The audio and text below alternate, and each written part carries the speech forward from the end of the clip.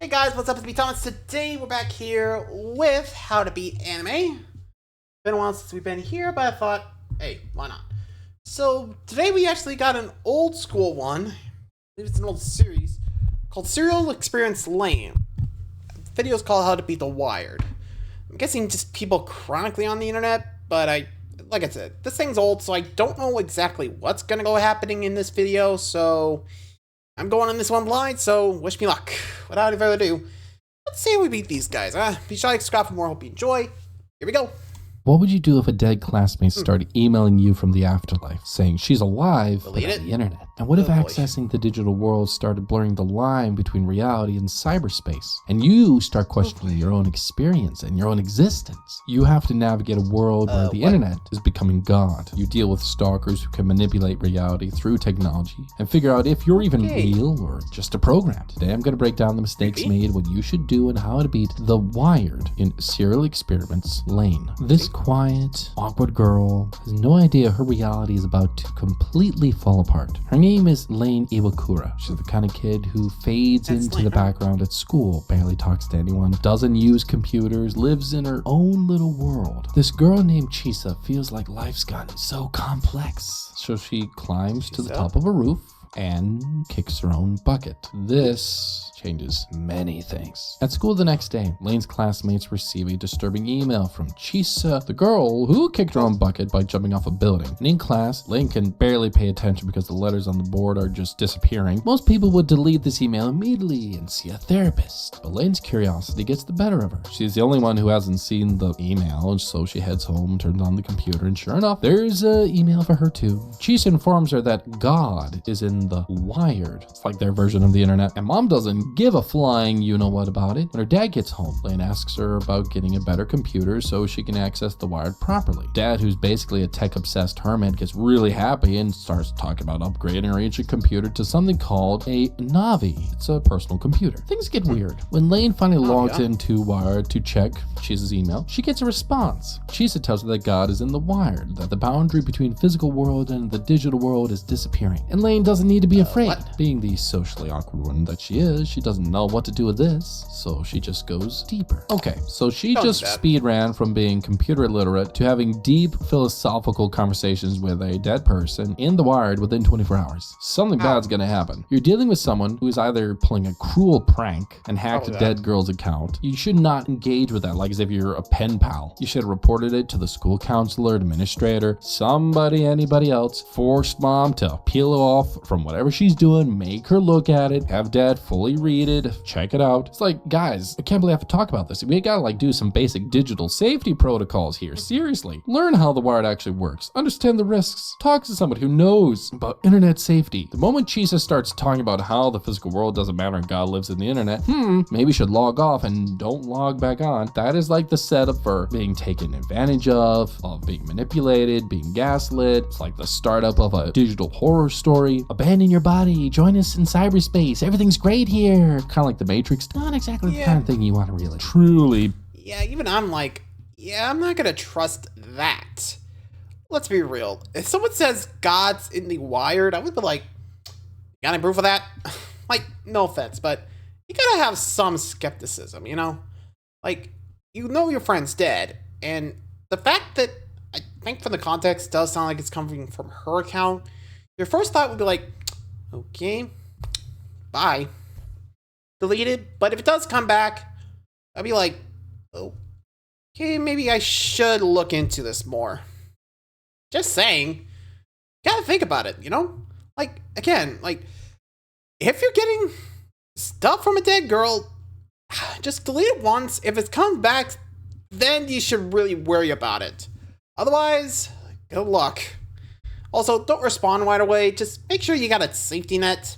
be into. Look, in keeping all the weirdness on the down low to yourself, nobody can recognize how normal this is. You're dealing with emails from dead classmates. Might start to wonder if you have AI talking to you. Talk to Arisu, talk to the parents more. Seriously, even if they're useless. On her way home after school, Lain sees Chisa pass by her, and she disappears like a ghost. The next day, this dude buys himself a drug called Excella in a club, and the world around him slows down. Meanwhile, back at home, Lain can't figure out why she doesn't have any new emails. Sister stops by, remind her that she's gonna be late for school, and Lane rushes out, but on her way, she sees the strange man standing by a pole, staring at her. So she panics and runs to school, and at school, her classmates start looking at her weirdly when she arrives, but Arisu stops them and claims that whatever you're worried about, it wasn't Lane. Later, Lane asks if anyone's gotten any other mail or email from Chisa, and that's when her friend finally asks, what was she doing the previous night? Because they saw someone that looked exactly like her at a club called Siberia. However, the person they saw was wild, confident, chewed on people. Definitely not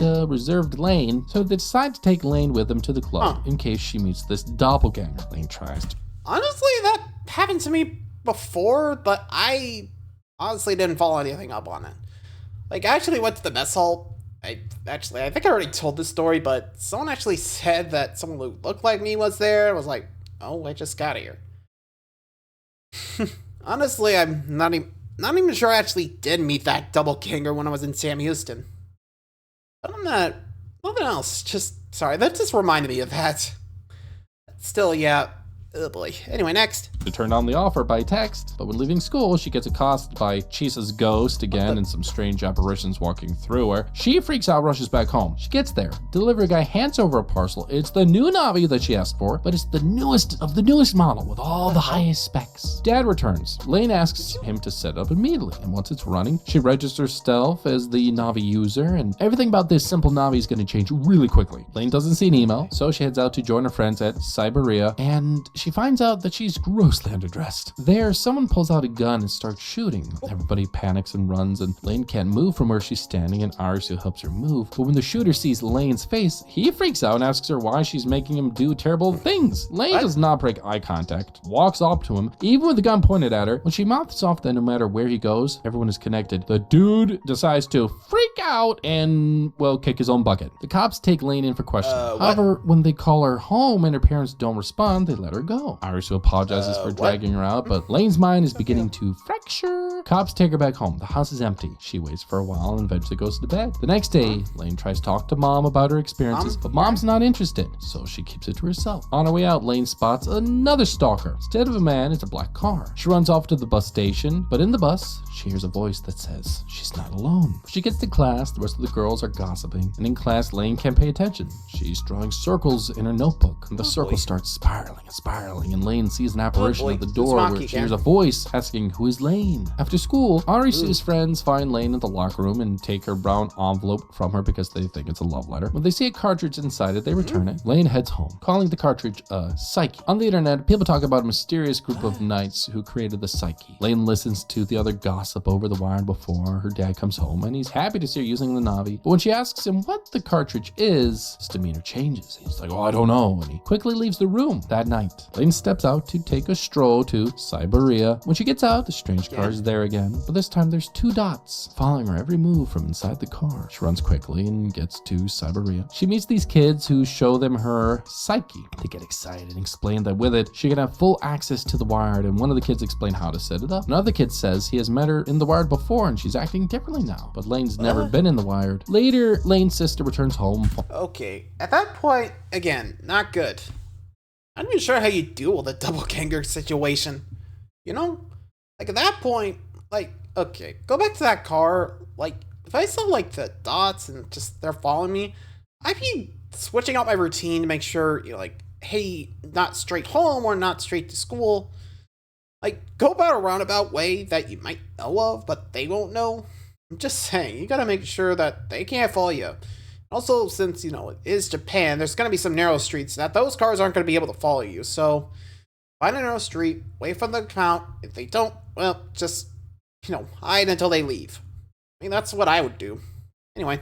Finds these two men in black looking bozos at the front door. Oh, those are the red They hurriedly dots. leave, and they tell her they were never here. Inside, she reports to Lane's mom, but Mom doesn't seem to care. While passing Lane's room, Lane's sister sees her taking apart a new Navi, and she has no idea that Lane will soon do something very crazy in the Wired world. Lane turns herself into a computer nerd using a textbook. She continues to disassemble her Navi and pimp it up herself. No idea that her dad is watching her. When Lane's elder sister, Mika, goes to report reported weird behavior to her parents. Lane's dad says it's totally normal. However, after she leaves, he tells his wife that something is wrong. Meanwhile, this dude gets chased by a random kid from the wired world into the real world. And when he can't run anymore, he kicks his own bucket. And the news is all over the place. Lane's friends already have the tea. The suicide rate is increasing. For some reason, no one's realized it, but it's all thanks to the Na'vi. When Arisu and her friends talk to Lane, Arisu immediately notices that she's way more cheerful than usual. No one knows why. After Lane leaves them, she heads back to continue working on her Na'vi, and she gets a voice note from her dad that helps her with the modifications. Meanwhile, this DJ dude hears Lane ask a question, so he blurts out the answer. But when he turns around, she's not there. By night, this kid is seeing a glowing Lane chasing him around the wild world. He breaks his console to stop this Phantoma game, and the virtual reality just won't stop though. So he fakes having a gun and pew-pews the kid, except the kid also dies in real life. Really weird. Now Lane observes everything from a safe distance. She gets a mail from someone about Phantoma. The dude explains there's nothing unusual about the game. They're having issue because there's a loophole in the protocol of the wire that lets kids jump from one game into another without anyone knowing. And it's all because the wire is connected. And the dude claims that the issues with consoles might also be the work of the strange group called Knights. By nighttime, Lane's dad comes around, actually does something fatherly, and warns her not to confuse the wired and the real world. She says the difference isn't as clear as he thinks. She also believes that she can transfer her full consciousness into the wired because she's modified hers, and after listening to her, the dad just turns around and walks away. Great move, Dad. Lane continues messing around with her wired till she sees the two laser-like dots from the black car. She heads down to her window, and sure enough, Stalker Dude's still there, but Lane commands them to leave, and her words form a crazy ripple that even bursts one of the Stalker's eye patches, and after that, they turn around and take their leave. This is freaky. You have social recluse, computer newbie, now manifesting digital superpower, personalities changing, literally manifesting the wired into the real world, causing real world deaths in days. The escalation is crazy, and people are making the connections. You have the wired and reality. It is literally merging like that email. And Lane's developing these elfin lead type of godlike powers that she doesn't understand. The biggest mistake is that she's modifying it without any understanding of the consequences. She went like full scientist mode and upgraded it based on textbooks and her dad's notes. Why in the world, if dad knows that something's wrong and he's not stopping her, guide her in a way, like what kind of dad is this? Another issue, Lane's treating the boundary between the wire and reality like it's something that she could just ignore. Her dad told her don't confuse the two. She's like, nah, you're wrong. When your tech dad, who kind of got you into this mess in the first place, is saying be careful, good sign to listen. Third, stop. Yeah, honestly, I'm starting to see why people tend to say like, hey, screen time's almost up, which, I mean, I guess they must watch this series, but damn. Honestly, if I was the dad, I would have told Lane, like, okay, that's enough. You need a break, you know? Like, probably just not break the computer right away unless it actually is causing some major problems. Other than that, yeah, you gotta make sure, like you and I would have been like, okay, time to get off the computer. No more wired for you. Like, seriously, bad idea. Anyway. Fuckers with the laser dots, clearly watching her for a reason. Instead of figuring out who they are and what they want, Lane just blasts their eyeballs and send them away. Maybe use your powers in a better way, okay? Use the wire to investigate them, figure out if they're connected to the Knights. Are they an actual threat? Are they trying to protect her from something worse? Knowledge is power here, guys. Lane's operating this weird, blind reality. And the most critical thing is that Lane is so isolated in all of this. Mom doesn't care. Dad's being cryptic, weird about everything. Sister thinks she's a nerd. She's not telling Arisu anything substantial about what's happening. You have all of these layers of people not caring, not tuning in, not really checking in on her. Like, Lane is on fast track to basically becoming a god, and she has no idea what the result of this is going to be. Now, we see a distorted vision of the city. It opens up, crowds moving through Tokyo streets, warped, flickering like a glitching video game. A voice speaks out over this scene talking about humanity, evolution, a new exit that humans created, and Lane herself is walking through the crowd. She asks, where is the exit? The voice just says the network, the wired, and it says I am God, and Lane looks up the sky, and frozen in places, everyone around her is continuing on like nothing's happening. Mika, Lane's older sister, is alone in an apartment brushing herself off after being with a boy who tries to get her to stay longer. Mika ignores him, leaves, walks into the street. One intersection, a car suddenly barrels through red lights. Crowds scatter. Mika doesn't react. She just walks on. Back in Lane's room,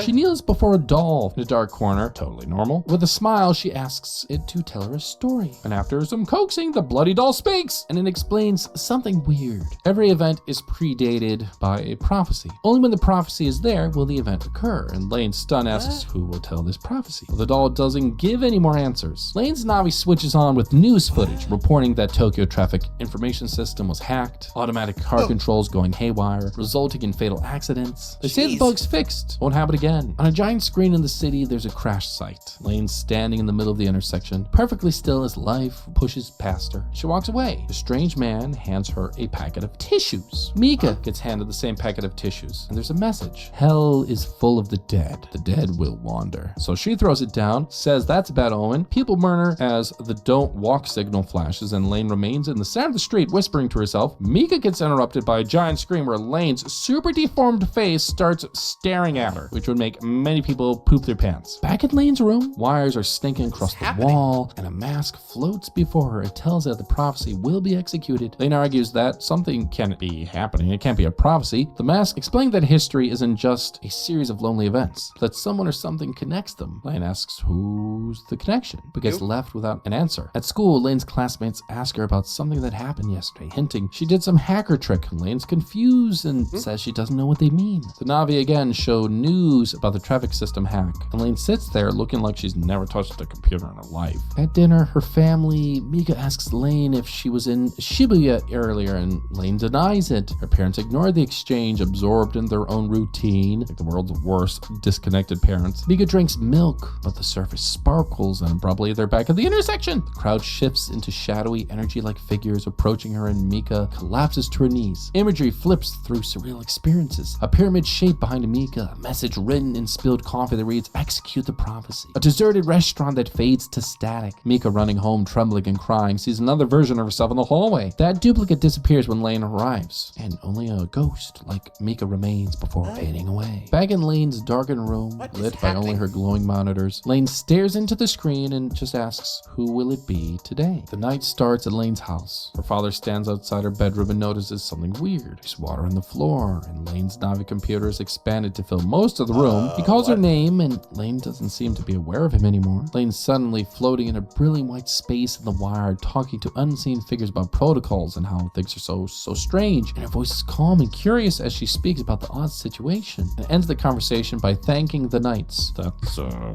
big red flag. Morning comes. Yeah, honestly, as soon as I saw... Hold on, I gotta go back a few beats. Like, okay. If I saw what the dad saw, which was, well... The night starts at Lane's house. That? Like, if I saw this, I'd be like, okay, getting the axe, or, well, getting the daughter first out, getting her out, taking an axe, chopping this all up. Like, this ain't normal. Like, jeez. And honestly, that would be like, yeah, no more of that.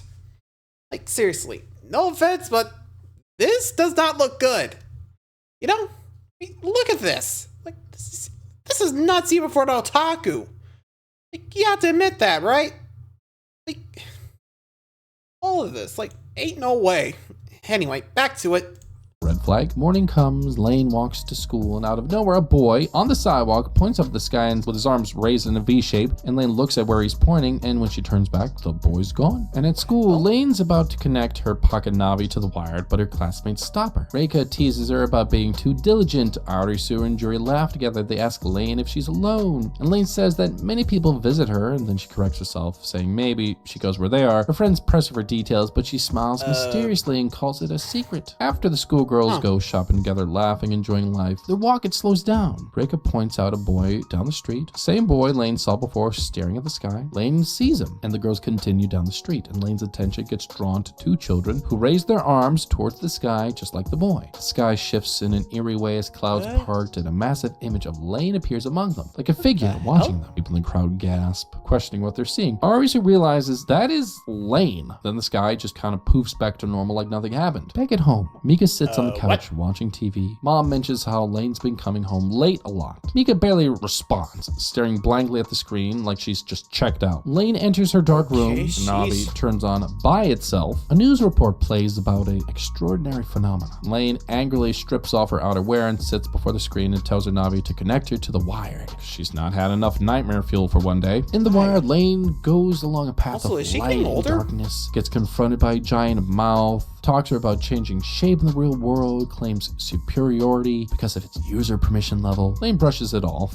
and demands information, asks about a game children are playing, and it hints that someone else might know more and calls him Result. A panel appears showing an image of an old man in a lab coat. Lane calls him a child killer. Lane finds this professor reclining peacefully on a balcony when she demands to know about kids. He talks about wanting peace until his body rots in the real world. Lane presses him about the kids' project, and he explains it was an experiment trying to gather PSI energy from children 15 years ago. He described rows of kids wired up with devices called autoreceptors. He admits the project broke them completely and they cannot be restored, and through the schematic somehow leaked into the wired and it's been updated to work without the original hardware. So now this nightmare is open source. Lane confronts him emotionally, asking if he only cares about his work, and the professor's tired and praises Lane's strength before disappearing in a white glow, leaving her alone, and she mutters the word Knights to herself. Back in her room, in the real world, Lane is slumped before her Navi, venting in frustration. Why is nobody answering her? If she was just a toy, and what they want with the children. The equipment around her begins to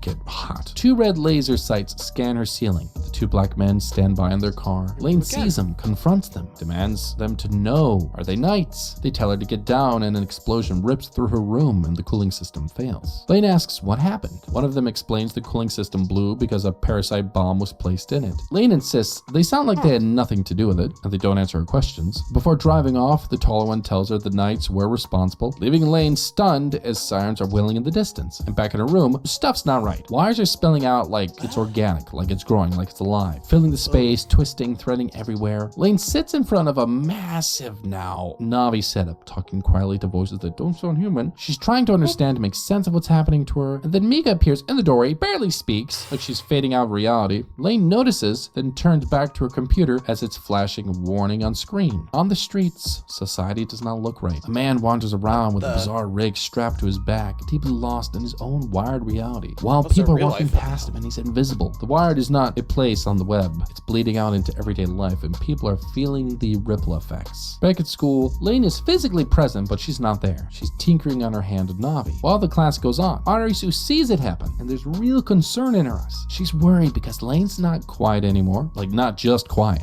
She's retreating into something, and the wild is not something that she just uses sometimes. This is her world. This is where she lives. Now, there's a vulnerable moment on the roof with Lane and Arisu. Lane blurts out something unsettling. The real world isn't real at all. It's almost casual, but heavy with meaning. And Arisu reacts not with judgment, but with concern. She asks if Lane's okay. Says she and others try to get help by getting her out of the house, taking her places, trying to cheer her up. And Lane, kind of stunned, Lane says thank you, and it's honest. And for a second, Lane kind of flickers back to who she used to be. And it's brief, but it's real. And then there's this unnerving news broadcast. Computerized voices telling viewers that something strange has happened in the wire. The firewall has a big information monitoring center, and it was cracked. All throughout the wire, people are talking about Knights. Questions like, who are the Knights? Some say they're influential, distributing illegal information devices. Others just echo snippets of phrases like metamorphosize, power, existence, yada yada. People are searching for Lane online, typing her name into search engines, trying to find anything, but nothing concrete shows up. It's like she's everywhere, but nowhere. In the real world, Lane's walking home and finds the 2 men in the black car waiting outside her house, and they tell her they want her to come with them. They won't force her. They vaguely imply they're connected to Takibana General Laboratories, and they'll explain more once she's inside.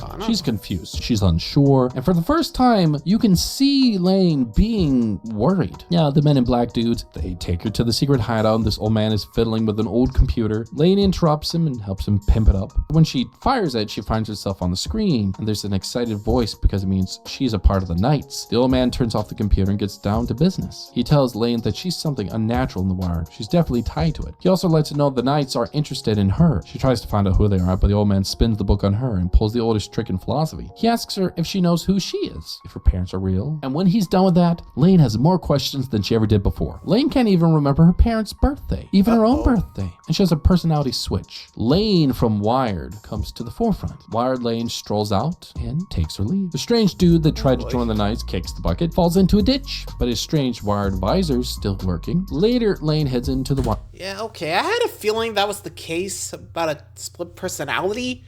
I mean, the way she was acting before, like, she is flipping back and forth between the two. I was just wondering what the hell is happening.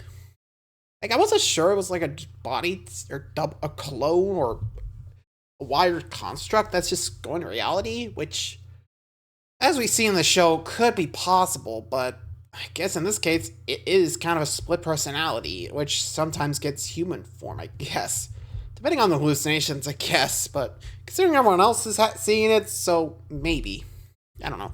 And she has another weird conversation with a shady-looking female silhouette, comes back to the real world. Mika, still muttering inaudible words. Lane sees her mom and dad, tries to ask him about what the men in black spoke of, but instead of answering, they just give her this death stare. Lane gets to school, and Arisu asks Lane if she has been spreading rumors. Lane has no idea what she's talking about. Others feel like Lane is just playing innocent, but when Lane's eyes filled with tears, Arisu steps back and tries to reassure her. She tells Lane she trusts her and that she shouldn't worry about the rumors. After school, Lane continues investigating within the Wired, starts to confront the possibility that she might not be in control of her own actions. Voices and figures in the Wired tease her, and when she responds to the headless people, she hears the sound of someone distinct. She thinks it is God, and he teases her with the idea that another version of herself exists, and that there is a Wired Lane who is distinct from the Lane in the real world. She begins to see that maybe Wired Lane is the one acting independently, spreading information, rumors, without her awareness. She opens her eyes and she's back in class again, but this time they're looking at her. It turns out she's been using an app called Peeping Tom. There's no way to explain it all. Now, Arisu believes that Lane really spilled the tea on her. Lane tries to run, but everybody has heard, and everywhere she turns, people are staring at her. She's overwhelmed. She tries to find a safe spot to cry, wondering why did she pick the Wire? What did the Wire do to her? Memories come crashing in. She caught Arisu flicking, well, you know what, in the Wired, and she told everyone. Lane gets angry, tries to kill off the other Lane in the Wired, but instead, all the headless people around her turn into Lanes, and the voice explains that our girl is the freaking Wired. Lane doesn't believe it, but when Lane is about to run and greet her friends, another Lane ahead of her joins them. The new Lane walks away with them, and another Lane torments the Lane left behind. A lot of Lanes. It's very confusing.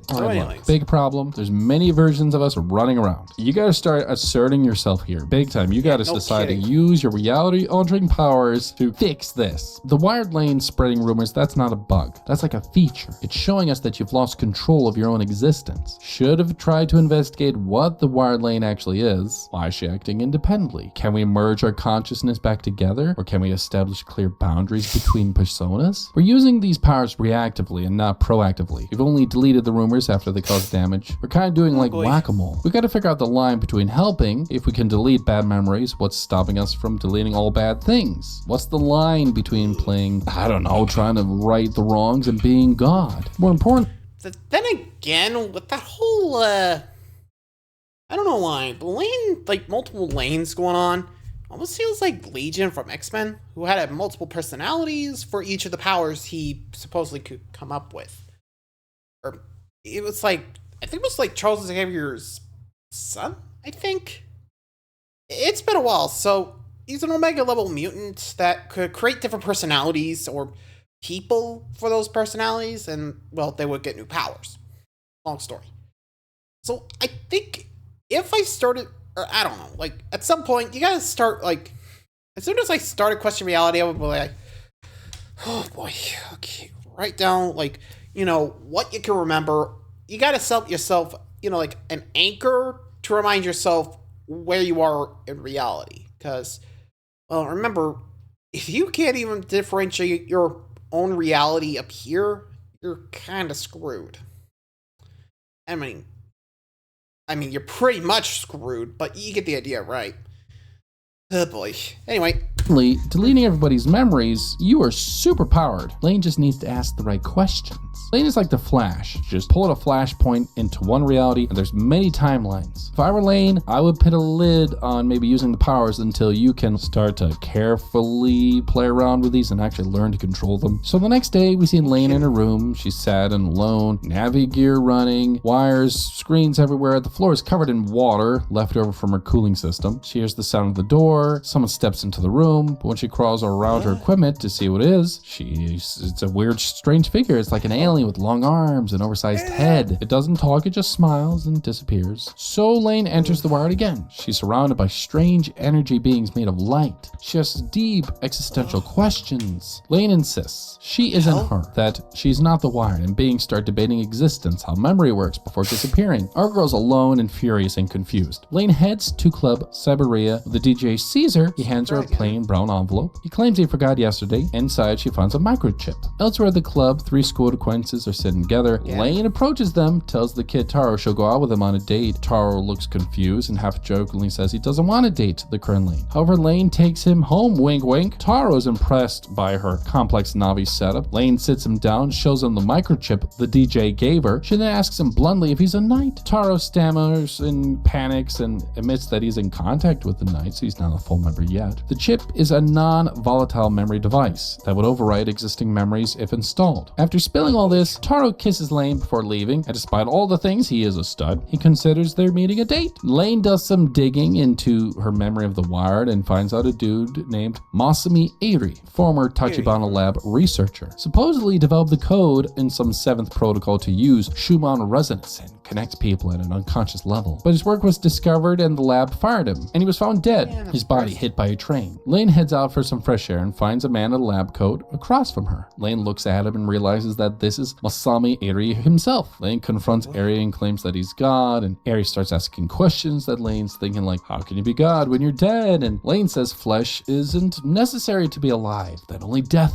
abandons the body. Eri's in for a shock. Lain reveals something big about herself. She says she improved Protocol 7. She encoded memory, emotion, thought into the wire, and she could live forever. Eri said, what would she be called? She says God. Eri tells her that God can exist without believers, although he contradicts it. She calmly says the knights are her believers. Before he disappears, he tells her that she doesn't need a body anymore, and Lain rejects the thought. Real world hits her like a tidal wave. Lain walks into her classroom, classmates laughing, chatting like nothing happened. Her desk is gone. The space where it was empty. The teacher hands out a test, but when she gets to Lain's row, she doesn't even acknowledge her presence. Lain stands there, hands empty. Is she alive? Is she real? She looks for Arisu, but in Lain's head, she hears the voice of Arisu saying, you're right, Lain. You're no longer needed in the real world. But Arisu hasn't spoken. And at this point, Lain's like, I'm kind of crazy now. She walks home. Everything's eerily silent. Her house is dark. It's empty. No evidence that anyone has lived there for a while. Mika's room is empty. Her father shows up behind her and he tells her that his job is done. It's time to say goodbye. She's finally free to do whatever she wants. He leaves.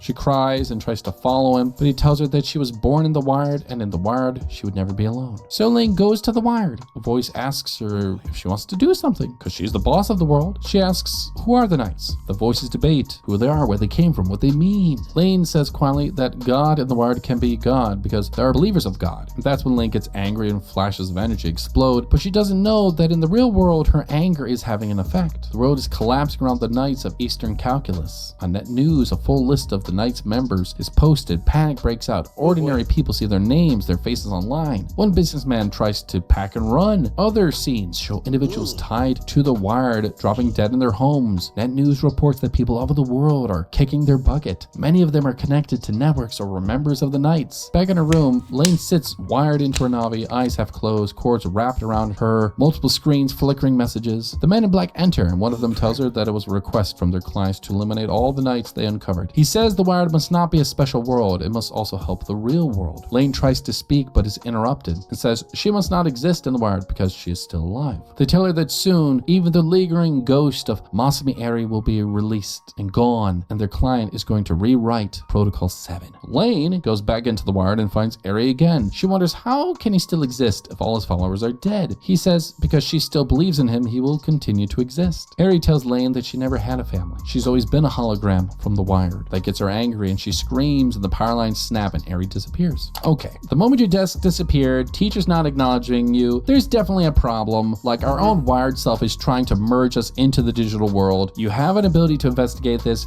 but you're too PTSD shell-shocked to do anything. We're believing our father when he said, we were never a real family. Their job is done. Even if the family's fake, they still existed, they still raised us, they still have information. You could have done some digging. You have superpowers. They've been shadowing us this whole time. One of them literally said, I love you before leaving. That's not normal operative behavior. You could have pushed these men in black guys. What's their end game? As for Eri, you could fry his memory before even giving him a chance to get in your own head. Lain knows her powers are great. She's not using them. She needs answers. Maybe she should try to crack a few skulls and figure something out. So Lain loses herself in a haze of memories, and when she wakes up, Eri's beside her. He congratulates her on becoming a sentient being. Turns out a girl has downloaded a full emulator of her Navi directly into her own brain. That means she no longer needs computer to access the wired, and her mind is the interface. Eri warns her that the effort could be dangerous because her body might not be able to handle the information. He tells her that she is really not a human machine, but a sentient software program that happens to occupy a physical form. Lain leaves her house, walks through the streets, wrestling with everything. She sees Chisa's ghost, no longer lively but sorrowful. Immediately that she sees the shooter from Siberia. He tries to convince her that she does not need her physical body anymore. He gives her a pistol, tells them to join them in some other state of being. Lain doesn't accept it. She turns away, holding on to her human form because, heaven forbid, our girl is an AI. At the same time, Arisu reads a message on her screen about how people no longer remember the rumor that once caused chaos. The rumor about her teacher, was gone.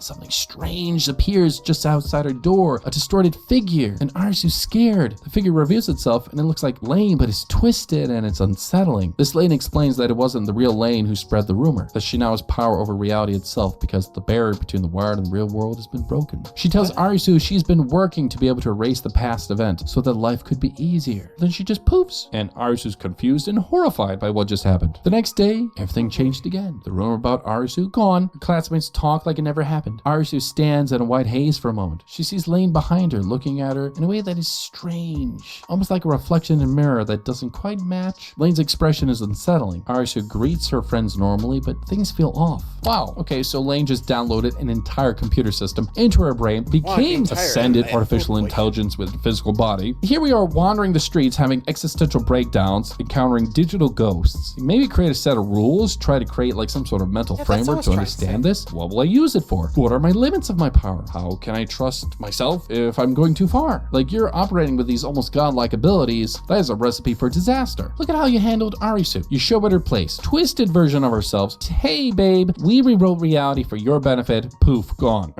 Not so great. Maybe show up as a normal Lain first, explain what's happening, ask for help in staying grounded. Still crazy, but maybe she could mentally handle that better than just blasting her with that visual. And another thing is, you're trying to maintain your normal life while simultaneously existing in this reality warping entity. It's not sustainable. You gotta commit to being human, seal away your wired powers, or you fully embrace whatever you are, and you are stopping this whole pretending thing of being a normal school girl. Lain and Arisu, they head to class. Arisu only watches from a distance. When Lain notices Arisu watching her, she sends a text from her brain, freaks her out even more. At the same time, Lain talks with Taro through his headgear and announces to his friends that he kissed an angel. Meanwhile, Men in Black can't explain why things are so far out of control despite all their efforts. Benefactor shows up with a briefcase to pay him off. That's when they realize that they've been used. He tells them to run, find some place without a satellite because something exciting is about to happen. And so he drives off. His friend goes into a state of shock, dies. He goes into shock, and the last thing he sees is an image of Lain. Elsewhere, Arisu, brave choice, goes to visit Lain's house, finally to bring some answers to the chaos. Arisu pushes open the door. She finds the house in total disarray, trash, weird liquids, weird graffiti. It's just weird. On the staircase, she sees Lain's sister muttering nonsensical just before disappearing. Arisu climbs the stairs, enters the room. She finds Lain wrapped in wires, tangled in her massive Navi equipment, and she calls her name, and she lifts her head up, but barely whispers Arisu's name. She doesn't hold back. She asks Lain, what'd she do to everybody's memories? Why did she erase them all? Arisu, crying, asks if Lain hates her. Lain insists it's not why she did it. She says Arisu became her friend, even though they never connected the way that other people do. She says she loves Arisu and that she believes all of humanity was unconsciously connected long before the wire existed. Arisu puts her hand on Lain's chest so she can feel the heartbeat, and for a second they laugh, and the laughter is followed by fear, because deep in the room, this Masami Eri's presence returns and Arisu can't see him, but Lain clearly hears him. Eri explains to Lain about how humans could potentially control emotion by modifying the brain's impulses. But Arisu sees only a ghostly hand reaching from behind Lain. Arisu is alarmed, steps back until Lain tells her that she's talking to God. Eri's voice continues another line of questioning. He tries to justify his own existence as a god of the wired, claiming that physical bodies are outdated. He gave Lain her flesh, her ego. Lain challenges him. They get into an argument. Eri decides to give himself a body, so all the wires in the room start moving, and they create a phantom body of Eri. Arisu's terrified as this creature grows. Arisu screams, and Lain calls out her name, trying to protect her. And it's then that Lain's own equipment, they begin to act on their own. Wires detach, twist, like serpents. The machines move as if guided by Lain's will. They crush the monstrous form Eri has tried to build, burying him in a mountain of mangled hardware. Ouch. Now, Arisu's panicking all anew as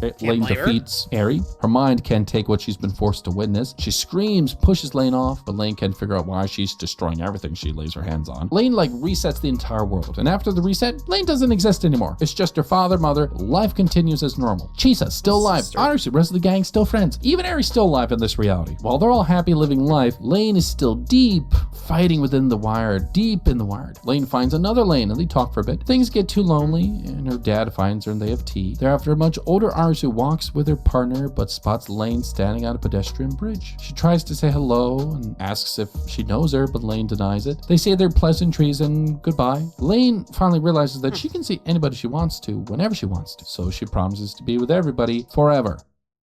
Okay, not sure how to feel about that. But, there you go.